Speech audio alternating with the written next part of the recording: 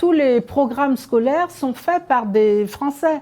Hein, donc aujourd'hui, de temps en temps, on peut demander à quelques chercheurs africains spécialistes d'un domaine d'apporter une petite contribution, mais ceux qui ont le dernier mot, bon, ce sont ces gens qui ont toujours...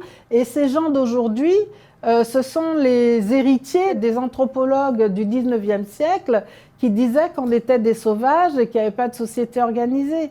Alors que dans l'Empire du Mali, au Moyen-Âge, il y avait une grande université, l'université de Tombouctou, hein, où il y avait des bibliothèques immenses, il y avait des milliers de jeunes étudiants et ils apprenaient la médecine, l'astronomie, la physique, ils avaient énormément de choses, la médecine.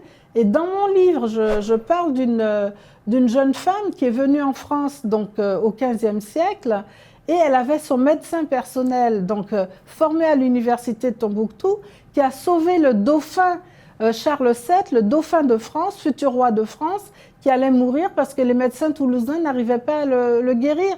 Donc c'est lui, avec sa connaissance des plantes, qui l'a sauvé. Donc c'est tout ça aussi que je raconte, tous ces savoirs qui sont niés par cette vision coloniale.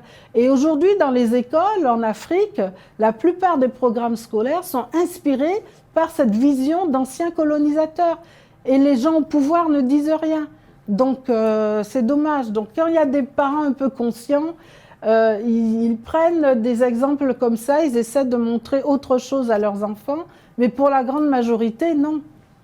Cette vision coloniale, elle continue à nous faire du mal parce qu'aujourd'hui, vous avez des jeunes noirs en Europe, ou noirs ou métis, qui sont brillants, qui font des grandes écoles, mais à qui toutes les portes continuent d'être fermées parce qu'il y a toujours cette vision que le noir est inférieur et il n'a pas droit, même s'il est français, même s'il est belge, même s'il est européen, il n'a pas droit, malgré son intelligence, ses capacités, sa volonté de réussir, jamais on ne pourra l'accepter au même plan que son concitoyen blanc. C'est pas normal. Et tout ça, ça vient de cette vision coloniale qu'on a inscrite de génération en génération sur le noir sauvage. Je l'explique bien d'ailleurs dans ce livre jeunesse, comment on a créé le mythe du noir sauvage, qu'on ne peut pas continuer non plus à se satisfaire. On a Louis XIV et puis tout le reste du monde, c'était je sais pas,